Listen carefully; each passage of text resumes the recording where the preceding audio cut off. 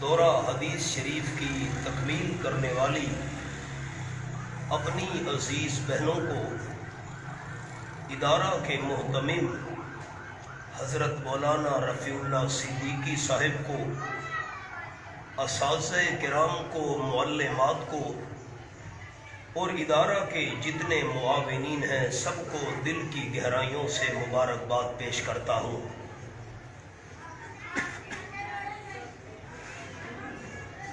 طالبات میں دین کی تعلیم اور دین کی تدریس کا سب سے بڑا مقصد یہ ہے کہ ایک مسلمان عورت سچی دیندار بن جائے۔ اگر ایک عورت بھی دیندار بن جائے تو پورے ماحول میں تبدیلی اللہ پیدا کر دیتا ہے۔ پیر پیران حضرت شیخ عبد القادر جیلانی رحمۃ اللہ علیہ بچپن کا زمانہ تھا اور علم حاصل کرنے کے لیے سفر میں جا رہے تھے۔ راستے میں قافلے پر ڈاکوؤں نے حملہ کر دیا۔ قافلے والوں کو لوٹتے لوٹتے ایک ڈاکو حضرت شیخ جیلانی کے پاس آیا اور کہا، بیٹا آپ کے پاس کیا چیز ہے؟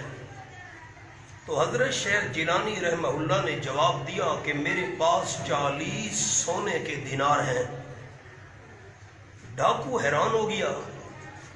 سارے قافلے کا لوٹا ہوا مال ایک طرف، 40 سونے کے دیناروں کی قیمت کا مقابلہ نہیں کر سکتا تھا۔ ڈاکو نے جا کر اپنے سردار کو بتایا۔ ڈاکوؤں کا سردار حضرت شیخ جیلانی کے پاس آیا۔ بیٹا واقعی آپ کے پاس 40 سونے کے دینار ہیں؟ کہا جی ہاں۔ ڈاکوؤں کے سردار نے پوچھا کہاں ہیں؟ تو حضرت شیخ جیلانی نے جواب دیا کہ میری قمیص کی اندر والی جیب میں سلے ہوئے ہیں۔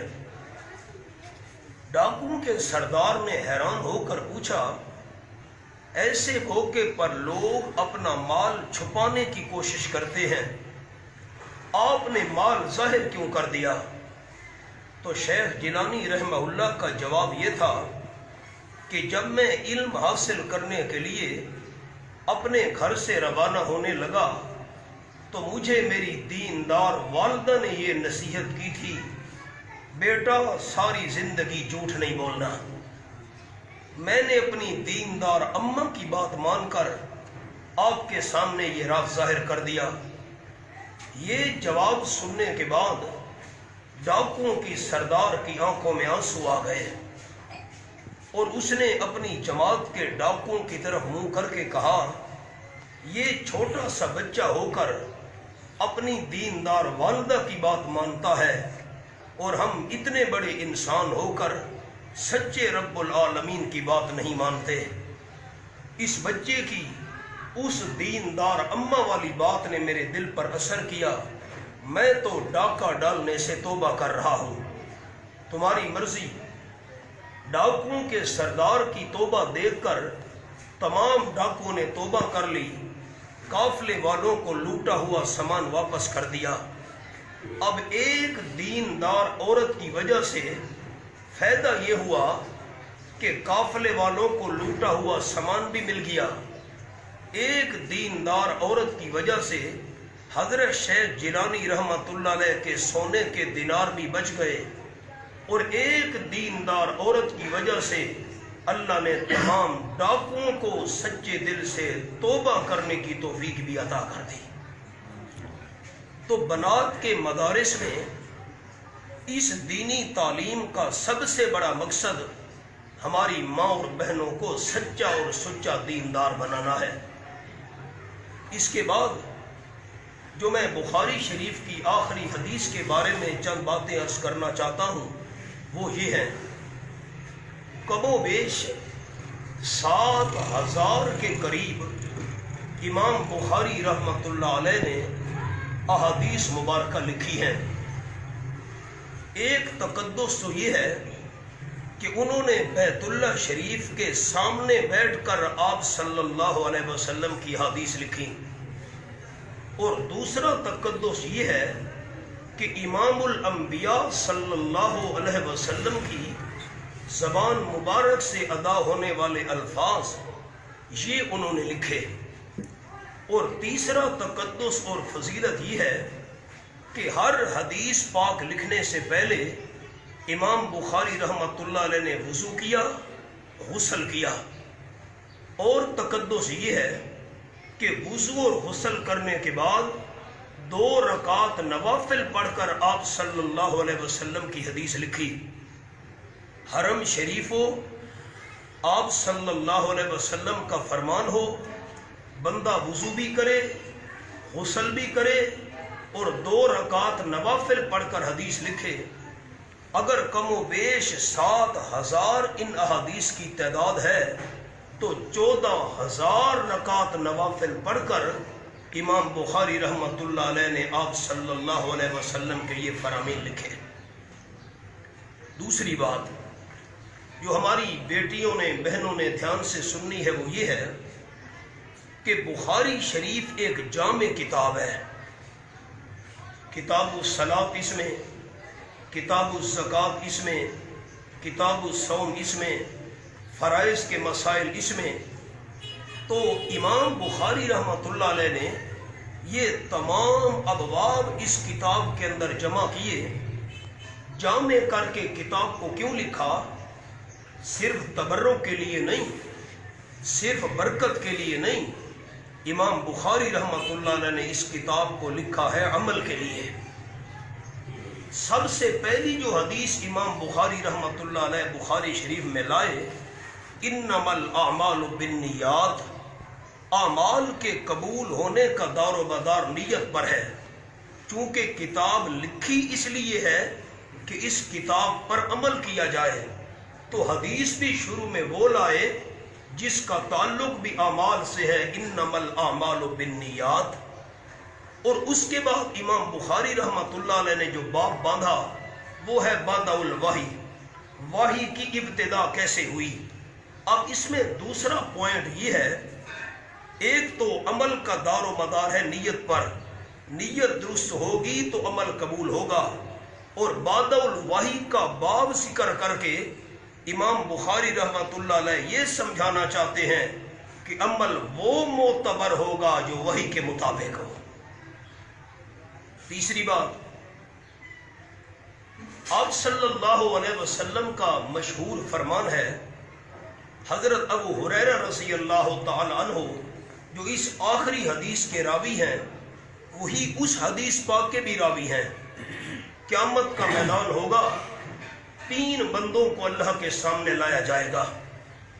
آپ صلی اللہ علیہ وسلم کا یہ ارشاد حضرت ابو ہریرہ رضی اللہ تعالی عنہ نے نقل کیا۔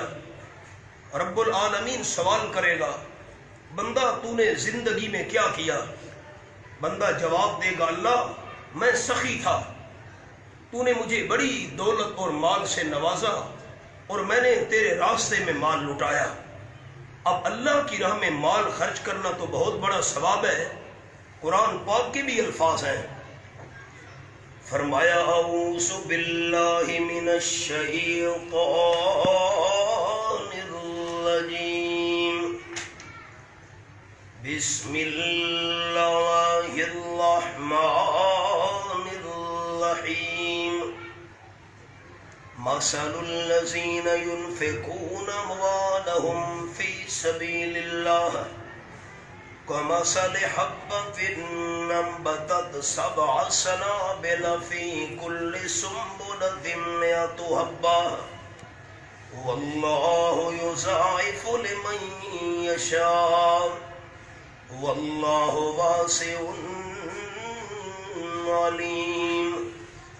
آیت نمبر 261 سورۃ البقرہ، تیسرا پارہ۔ ان لوگوں کی مثال، ان لوگوں کا حال جو اللہ کے راستے میں اپنے مال خرچ کرتے رہتے ہیں، اس کی مثال گندم کے دانے کی ہے۔ زمین کے اندر زمیندار نے گندم کا دانہ ڈالا، زمین دانے کو کھانے لگی۔ اللہ کریم نے فرمایا، خبردار زمین، یہ دانا تیری خوراک نہیں ہے، بندے کی امانت ہے، اللہ کیسے واپس کرنی ہے؟ فرمایا انبتت سبع سنابلا فی کل سنبلۃ مئۃ حبہ، ایک دانے کے بدلے میں 7 خوشے اگ رہے ہیں، 7 سٹے پیدا ہو رہے ہیں، اور ہر خوشے کے اندر، ہر سٹے کے اندر 100 دانہ۔ ایک دانہ زمیندار نے ڈالا، اللہ کریم ایک دانے کے بدلے میں 100 دانے عطا کر رہا ہے۔ 700 پر بات ختم ہو گئی۔ فرمایا نا واللہ یضاعف لمن یشاء، انسان کے اندر اخلاص جتنا زیادہ ہوگا اللہ اتنا زیادہ بڑھاتا جائے گا۔ ایک کے بدلے میں 700 کی مثال۔ اب اللہ کی راہ میں خرچ کرنا کوئی معمولی نیکی تو نہیں۔ یہ بندہ کہے گا اللہ میں نے بھی تیرے راستے میں مال خرچ کیا، اور رب العالمین اللہ تو دلوں کا حال جانتا ہے۔ سورت کا نام سورت الملک، 29واں پارہ۔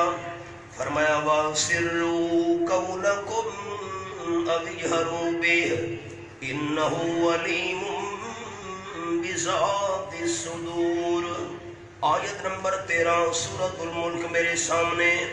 اونچی آواز میں بات کرو، اس کو بھی اللہ جانتا ہے، ایسا بولو وہ بھی اللہ کریم کے علم میں ہے۔ اللہ اونچی اور ایسا آواز کیسے نہیں جانتا؟ اللہ تو دل کے ارادے جاننے والی ذات ہے۔ اللہ فرمائے گا بندہ تو نے مال خرچ کیا، دل میں نیت یہ تھی لوگ مجھے سخی کہیں گے، قد قیل لک او کما قال النبی صلی اللہ علیہ وسلم، واقعی لوگوں نے تجھے سخی کہا، تیرا مقصد پورا ہو گیا، میں اللہ کریم کے دربار میں تیرے لیے کوئی اجر و ثواب نہیں، فرشتوں اس کو گھسیٹ کر ڈال دو جہنم میں۔ نیت ٹھیک نہیں تھی، اتنا بڑا عمل قبول نہیں ہوا۔ دوسرا بندہ تو نے زندگی میں کیا کیا؟ حضور صلی اللہ علیہ وسلم فرماتے ہیں دوسرا بندہ جواب دے گا اللہ میں نے تیرے راستے میں جان قربان کی۔ حدیث پاک میں آیا شہید کے خون کا پہلا قطرہ زمین پر گرتا بعد میں ہے، اللہ شہید کا سارا حساب کتاب پہلے معاف کر دیتا ہے، الا الدین، یہ الگ بات ہے کردہ شہید کا بھی معاف نہیں ہوگا۔ اتنا بڑا نیک عمل کیا شہادت والا، اللہ فرمائے گا تیرے دل کی نیت یہ تھی لوگ مجھے شہید کہیں، قد قیل لک، لوگوں میں تیری شہرت ہوئی، تیرے دل کی نیت ٹھیک نہیں تھی، کوئی تیرا عمل قبول نہیں شہادت والا، فرشتوں اس کو بھی کھینچ کر جہنم میں ڈال دو۔ تیسرا بندہ تو نے کیا کیا زندگی میں؟ وہ کہے گا اللہ تو نے مجھے علم کی دولت عطا فرمائی، علم پڑھا، علم پڑھایا، لوگوں کو اللہ کا دین سنایا، دین کی باتیں بیان کی، اور رب العالمین فرمائے گا تیرے دل کی نیت یہ تھی لوگ مجھے عالم کہیں گے، لوگوں میں شہرت ہوگی، واہ واہ لوگ کریں گے، دل کی تیری نیت درست نہیں تھی، کوئی ہمارے پاس اجر و ثواب نہیں، فرشتوں اس کو بھی کھینچ کر ڈال دو جہنم میں۔ عرض یہ کرنا چاہتا ہوں اپنی ماں اور بہنوں کو، عمل قبول تب ہوگا جب انسان کی نیت درست ہوگی اللہ کی رضا والی۔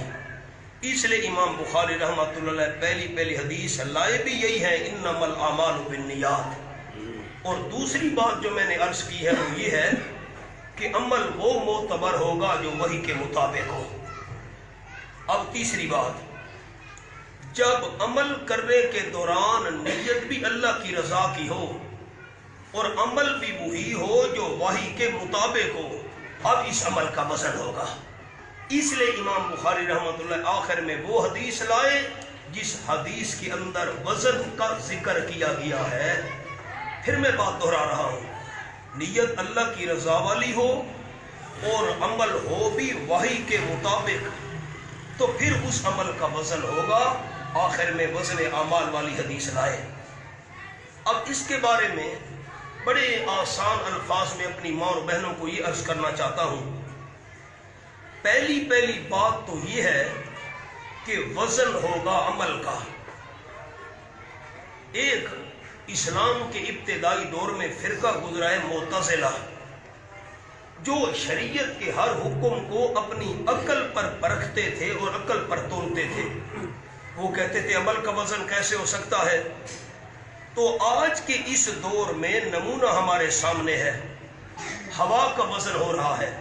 بھئی گاڑی کے ٹائر میں اتنے پاؤنڈ ہوا ڈالنی ہے، اتنے پاؤنڈ ہوا موجود ہے، حالانکہ ہوا کا تو کوئی وجود نہیں بظاہر، لیکن تولا جا رہا ہے۔ اچھا، ایک آدمی کو بخار ہے، تھرمامیٹر لگایا تو پتہ چل گیا پر اتنے سینٹی گریڈ اس کو بخار ہے۔ اب بخار کا کوئی وجود نہیں، وجود ہوتا ہے لیکن ماپا جا رہا ہے۔ اگر انسان آج ہوا کو، بخار کو، یہ میں نے 2 مثالیں دی، تول سکتا ہے اور وزن کر سکتا ہے، تو رب العالمین اعمال کا وزن کرنے پر کیسے قادر نہیں؟ تو ایک قول یہ ہو گیا کہ عمل کا وزن ہوگا، اور دوسرا قول یہ ہے کہ اعمال کو شکل دی جائے گی اور پھر ان کا وزن کیا جائے گا۔ جیسے حدیث پاک میں آیا ہے کہ سورۃ البقرہ قیامت کے دن ایک خیمہ بن کر آئے گی۔ حدیث پاک میں آیا ہے کہ جب انسان زندہ ہو کر قبر سے اٹھے گا تو اس کے سامنے ایک حسین و جمیل عورت آ جائے گی۔ بندہ پوچھے گا بھئی تو کون ہے؟ تو وہ حسین و جمیل عورت جواب دے گی میں تیری نماز ہوں۔ انسان نے جتنی خوبصورتی کے ساتھ نماز ادا کی زندگی میں، ویسی ہی خوبصورت عورت کی شکل بنا کر رب العالمین اس بندے کے سامنے نماز کو بھیجے گا، اور وہ کہے گی کہ میں تجھے کندھوں پر اٹھا کر جنت میں لے جاؤں گی۔ تو اب ایک قول یہ ہو گیا کہ اعمال کا وزن ہوگا، اور دوسرا قول کہ اعمال کو شکل دی جائے گی اور اس کا وزن ہوگا۔ تیسرا قول عمل کرنے والے کا وزن ہوگا۔ تیسرا قول عمل کرنے والے انسان کا وزن ہوگا۔ اس کی مثال بھی حدیث پاک میں آئی ہے۔ قرآن پاک کے الفاظ ہیں، فرمایا بسم اللہ الرحمن الرحیم والسابقون الاولون من المہاجرین والانصار والذین تبعوهم بإحسان رضی اللہ عنہم ورضوا عنہ۔ یہ آیت نمبر 100 سورۃ توبہ 11واں پارہ۔ دوڑ دوڑ کے آنے والے، پہلا نمبر پانے والے، سبقت کرنے والے اسلام کی طرف، اللہ کون؟ فرمایا المہاجرین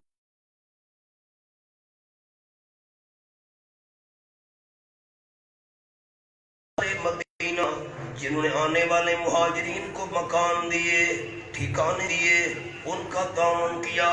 مہاجرین پر بھی میں اللہ راضی، انصار پر بھی میں اللہ راضی، اتنا راضی کہ جو اخلاص مہاجرین و انصار کے پیچھے چل پڑے، میں اللہ اس تیسری جماعت پر بھی راضی، رضی اللہ عنہم ورضوا عنہ۔ مہاجرین پہ اللہ راضی، انصار پہ اللہ راضی، اخلاص کے ساتھ نیکیوں کے معاملے میں ان دونوں کے پیچھے چلنے والی جماعت پر بھی اللہ راضی، وہ اللہ پر راضی۔ یہ حوالہ کیوں دکھایا آپ کو؟ حضرت عبداللہ ابن مسعود رضی اللہ تعالیٰ عنہ یہ السابقون الاولون میں سے ہیں، 6 نمبر پر مسلمان ہوئے تھے۔ ان سے پہلے 5 آدمی مسلمان ہوئے اور ان کا اسلام قبول کرنے میں 6 نمبر ہے۔ آپ صلی اللہ علیہ وسلم کا مسواک، آپ صلی اللہ علیہ وسلم کی جائے نماز، آپ صلی اللہ علیہ وسلم کا وضو کا سامان حضرت عبداللہ ابن مسعود رضی اللہ عنہ کے بعد رہا کرتا تھا۔ حضور کو نماز کی تیاری کرانی ہے، مسواک پیش کرتے، جائے نماز پیش کرتے، وضو کا سامان پیش کرتے، جوتی آپ صلی اللہ علیہ وسلم کے سامنے جوڑ کر رکھتے۔ ایک دن، اور اللہ کی شان، وجود ان کا بڑا کمزور بھی تھا اور چھوٹا بھی تھا۔ صحابہ کرام بعض اوقات حضرت عبداللہ ابن مسعود کو بغل سے پکڑ کر دیوار پر بٹھا دیتے تھے. وجود بڑا چھوٹا تھا، اللہ کی قدرت. ایک دن حضرت عبداللہ ابن مسعود رضی اللہ تعالیٰ عنہ مسواک کاٹنے کے لیے درخت پر چڑھ گئے. پنڈلیاں بڑی کمزور تھیں. ذرا دھیان سے بات سنیے گا. پنڈلیاں چونکہ وجود بھی کمزور تھا، قد مبارک چھوٹی تھی اور پنڈلیاں بڑی کمزور تھیں، تو صحابہ کرام نے ان کے ساتھ مذاق کیا دل لگی کے لیے. جب یہ اوپر چڑھے نا تو صحابہ کرام کہنے لگے نا حضرت عبداللہ ابن مسعود کو مسواک کی کیا ضرورت ہے، ان کے پاس تو مسواک پہلے سے موجود ہے. وہ پنڈلیاں چھوٹی چھوٹی تھی نا، پتہ نہیں مسواک تو ان کے بعد ہے، ان کو کیا ضرورت ہے مسواک کی. یہ دل لگی کی صحابہ نے. تو آپ صلی اللہ علیہ وسلم نے سن لیا. حضور اکرم صلی اللہ علیہ وسلم نے فرمایا تم تو یہ بات کہہ رہے ہو کہ قیامت کے دن ابن مسعود رضی اللہ تعالیٰ عنہ کی پنڈلیوں کا وزن بہت پہاڑ سے بھی زیادہ ہوگا. تو اس سے کیا بات سمجھ آئی؟ عمل کو تولا جائے گا یا عمل کو شکل دے کر اس کو تولا جائے گا؟ نمبر 3، یا عمل کرنے والے کو تولا جائے گا. جیسے حضور نے فرمایا کہ ابن مسعود کی پنڈلیوں کا وزن قیامت کے دن احد پہاڑ سے بھی زیادہ ہوگا. اور چوتھی بات، یا نام اعمال کو تولا جائے گا. نام اعمال اس کتاب کو تولا جائے گا. حدیث بطاقہ بڑی مشہور ہے، وہ میں عرض کر دیتا ہوں، ہماری مائیں اور بہنیں بھی دھیان سے سنیں. قیامت کے میدان میں ترازو لگے گا. قرآن پاک کے الفاظ، سورۃ اللہ کی شان جگہ وہی نکل آئی. میں حافظ بھی نہیں ہوں، جو میں پڑھنا چاہتا تھا جگہ وہی نکل آئی ہے، میں حافظ بھی نہیں ہوں. یہ والوزن یومئذ الحق، یہ آیت نمبر 8، سپارہ بھی 8، سورۃ الاعراف. قیامت کے میدان میں ترازو قائم ہوگا، ایک پلڑے میں نیکیاں، ایک پلڑے میں گناہ.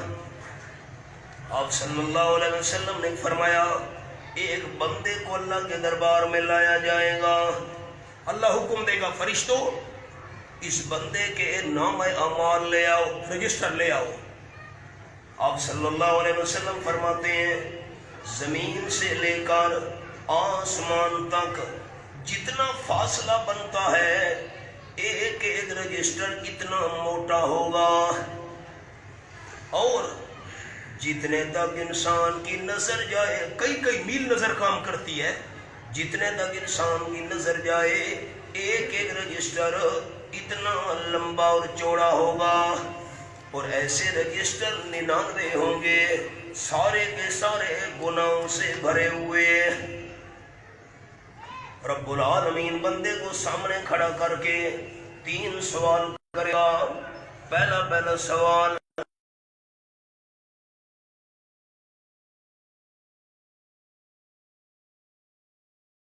اللہ علیہ وسلم آپ نے فرمایا اللہ کریم پوچھے گا بندہ یہ 99 رجسٹر گناہوں کے بھرے ہوئے ہیں، کسی ایک گناہ کا انکار کر سکتا ہے تو کر دکھا. یہ کوئی دنیا تو نہیں ہے ہم گناہ کرتے ہیں، غلطیاں کرتے ہیں، انکار کرتے ہیں، مجھے تو پتہ ہی نہیں ہے. اس میدان میں کون انکار کر سکے؟ اگر کوئی انکار کی کوشش کرے گا، سورۃ یاسین کے الفاظ اليوم نختم على افواههم وتكلمنا ايديهم وتشهد ارجلهم بما كانوا يكسبون.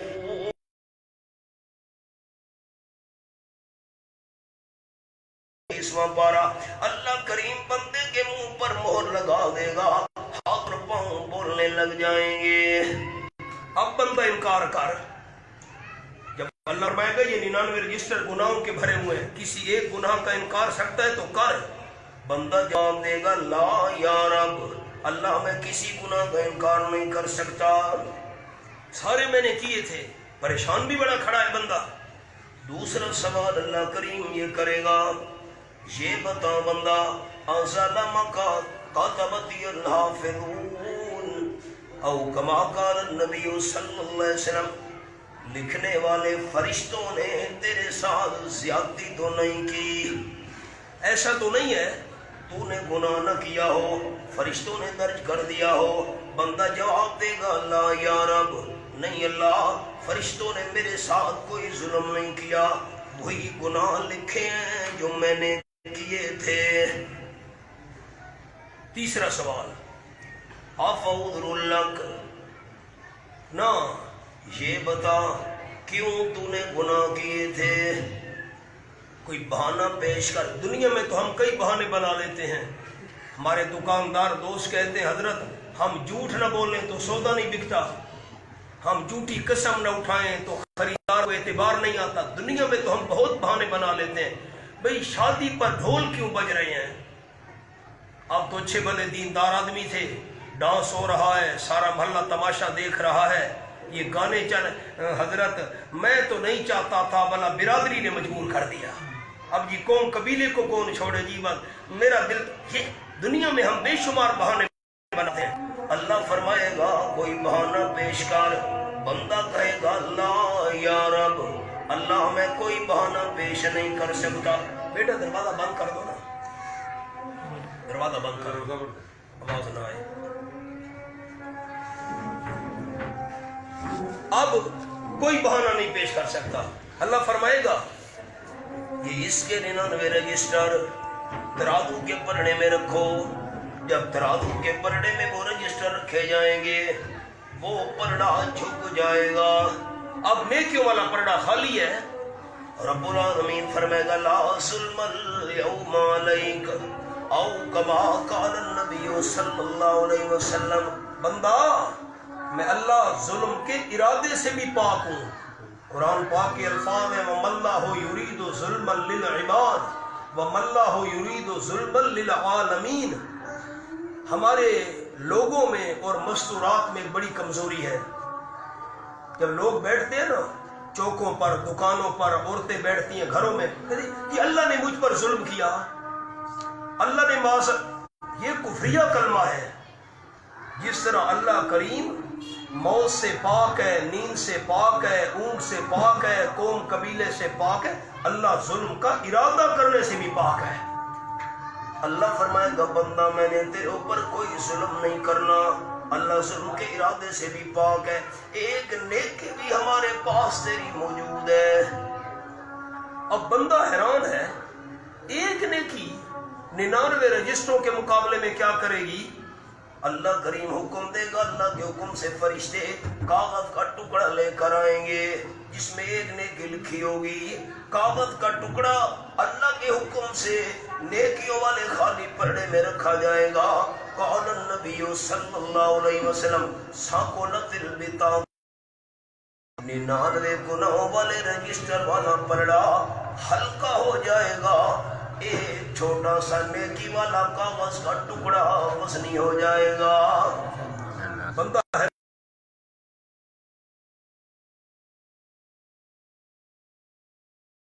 دے گا، بندہ دیکھے گا کاغذ کے ٹکڑے میں لکھا ہوگا اشہد ان لا الہ الا اللہ واشہد ان محمدا عبدہ ورسولہ۔ اللہ کے نام کے مقابلے میں کوئی چیز وزنی نہیں ہے۔ میں نے 4 قول عرض کر دیے، بڑی تفصیل تھی، 4 قول۔ عمل کا وزن ہوگا 1، یا عمل کو شکل دی جائے گی اور اس کا وزن ہوگا 2۔ نمبر 3 عمل کرنے والے شخص کا وزن ہوگا، جیسے میں نے حضرت ابن مسعود کی بات سنائی، اور یا جس رجسٹر کے اندر انسان کے اعمال لکھے گئے ان اعمال والے رجسٹروں کا وزن ہوگا۔ اب میں ایک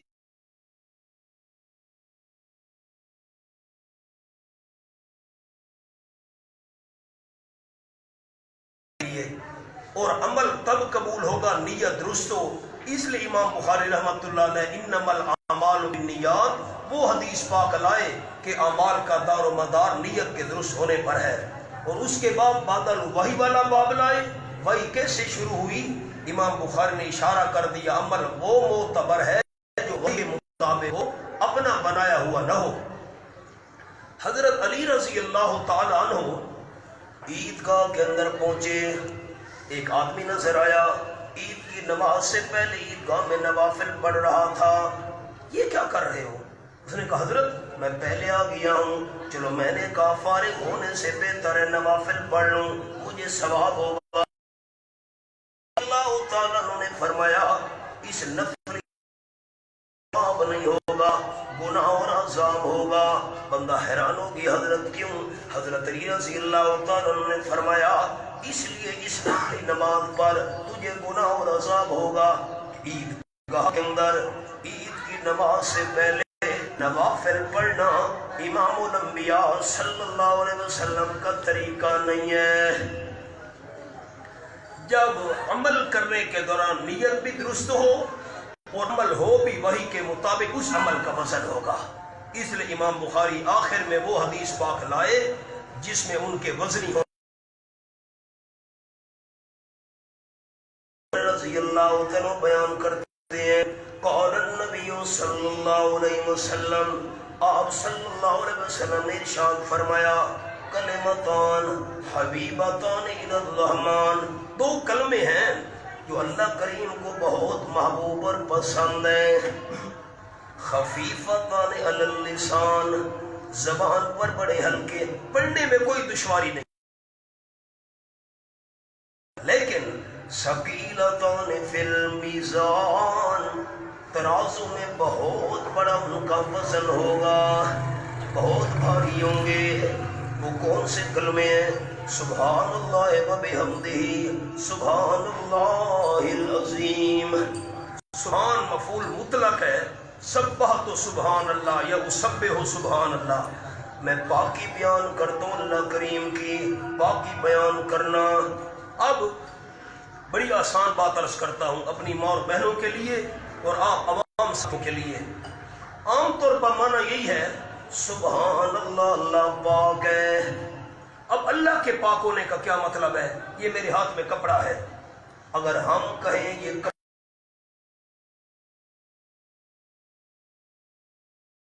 غلاظت سے پاک ہے، پلیتی سے پاک ہے، کپڑے کا پاک ہونا یہ الگ چیز ہے۔ نمبر دو، جب ہم نے کہا صحابہ کرام پاک ہیں، اس کا کیا مطلب؟ صحابہ کرام تنقید سے پاک ہیں، ان کے بارے میں غلط زبان نہیں کھولنی۔ قال النبی صلی اللہ علیہ وسلم اللہ اللہ فی اصحابی لا تتخذهم من بعدی غرضا، آپ نے فرمایا میرے صحابہ کے معاملے میں اللہ سے ڈرنا، اللہ سے ڈرنا، میرے بعد میرے صحابہ کرام کو تنقید کا نشانہ نہ۔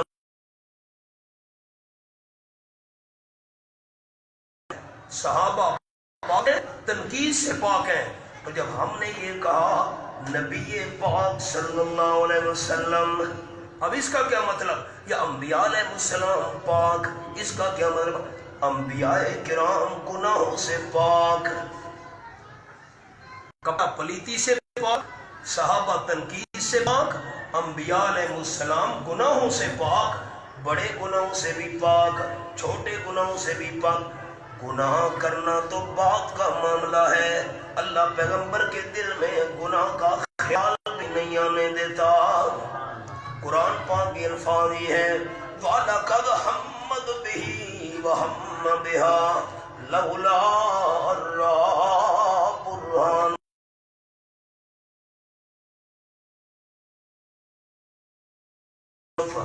رب العالمین کی کتاب۔ اور آیت نمبر یہ 24 میں نے کھولی ہوئی ہے، رئیس المفسرین سند المحدثین حضرت مولانا حسین علی رحمۃ اللہ علیہ نے مانا کیا وَلَقَدْ حَمَّتْ بِهِ، پکی بات ہے زلیخا غلط کام کا پکا ارادہ کر چکی تھی، حضرت یوسف علیہ السلام کو گناہ کی دعوت دے رہی ہے۔ وَهَمَّ بِهَا وَهَمَّ بِهَا، حضرت یوسف علیہ السلام بھی ارادہ کر لیتا لولا اللہ برہان ربی، اگر رب کی برہان نہ دیکھ چکا ہوتا وہ بھی نہ کر لیتا، چونکہ یوسف علیہ السلام نے رب کا برہان دیکھا ہوا تھا اس لیے ارادہ ہی نہیں کیا۔ حضرت مولانا حسین علی صاحب رحمۃ اللہ علیہ فرماتے ہیں ہمارے بڑے حضرت شیخ المشد برہان سے مراد ہے نبوت اور عصمت، چونکہ حضرت یوسف علیہ السلام نبی تھا، یوسف علیہ السلام معصوم تھا، اس لیے حضرت یوسف علیہ السلام نے ارادہ ہی نہیں کیا۔ اگر نبی نہ ہوتا، معصوم نہ ہوتا، ارادہ کر لیتا، ارادہ نہیں کیا غلط کام کا، کیونکہ پیغمبر تھا، معصوم تھا۔ اب خلاصہ ایک جملے میں، کپڑا پاک، کس سے؟ ناپاکی سے پاک، گندگی سے پاک، صحابہ پاک، تنقید سے پاک، انبیاء علیہ السلام پاک، چھوٹے بڑے گناہوں سے پاک۔ اور جب ہم کہیں گے سبحان اللہ، اللہ پاک، اس کا مطلب ہے اللہ شریکوں سے پاک، اللہ کمزوری سے پاک، اللہ نیند سے پاک، اللہ اون سے پاک، اللہ وزیروں مشروں سے پاک، اللہ بیوی سے پاک، اللہ اولاد سے پاک۔ یہ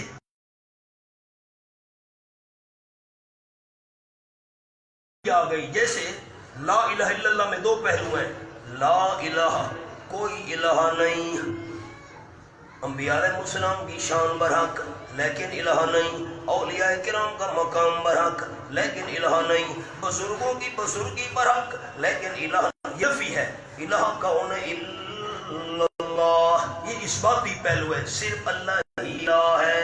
تو جب سبحان اللہ کہا تو پھر اس کے اندر نفی والا پہلو آ گیا، اللہ پاک، شریکوں سے پاک، کمزوریوں سے پاک۔ اور آگے کہا وَبِحَمْدِهِ، جتنی بھی تعریفیں اللہ کے لائق ہیں اللہ ہی کے لیے ہے اور کسی کے لیے نہیں ہے۔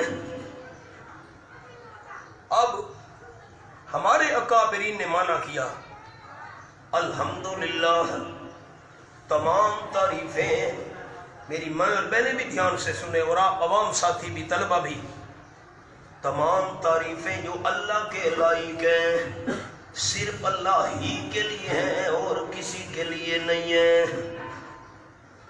دیکھیں، والدین کی تعریف برحق، اساتذہ کرام کی تعریف برحق، اولیاء کرام کی تعریف برحق، انبیاء علیہ السلام کی تعریف برحق، لیکن جو تعریف اللہ کا حق ہے صرف اللہ ہی کی کرنی ہے اور کسی کی نہیں کرنی۔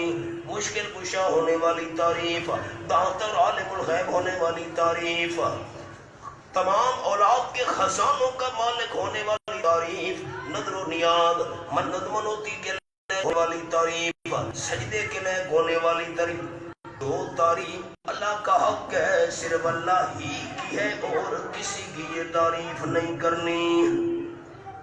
سبحان اللہ کے اندر نفی والا پہلو آ گیا اور وَبِحَمْدِهِ کے اندر اس بات والا پہلو آ گیا، اللہ کا کوئی شریک نہیں ہے اور جو تعریفیں اللہ کے لائق ہیں وہ صرف اللہ ہی کے لیے ہیں۔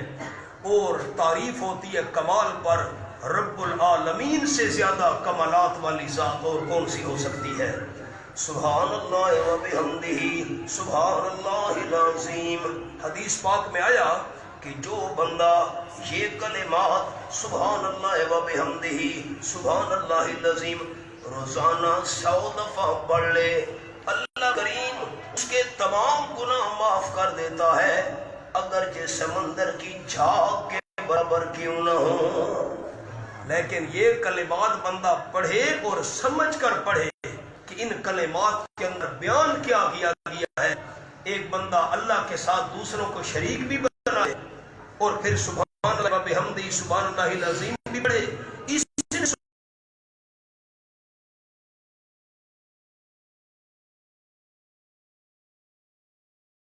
شریک نہیں ہے۔ اگر انسان کا عقیدہ درست ہے، بندہ موحد ہے، توحیدی بندہ 100 بار یہ کلمات پڑھ لے اور ایمان و یقین بھی وہی ہو جو ان کلمات میں بیان کیا گیا ہے، اللہ کریم اپنی رحمت سے سارے گناہ معاف کر دے گا۔ میں دعا کرتا ہوں اپنی تمام بہنوں کے لیے جنہیں دورہ حدیث شریف کی تکمیل کا اللہ کریم نے شرف نصیب کیا ہے، اللہ آئندہ عملی زندگی کے اندر انہیں سنت کی خدمت کی توفیق عطا فرمائے اور یہ عمل اللہ ان کے لیے، والدین کے لیے، معلمات کے لیے، معتمم صاحب کے لیے، تمام جامعہ کے معاونین کے لیے بخشش اور نجات کا ذریعہ بنائے۔ وآخر دعوانا الحمدللہ رب العالمین۔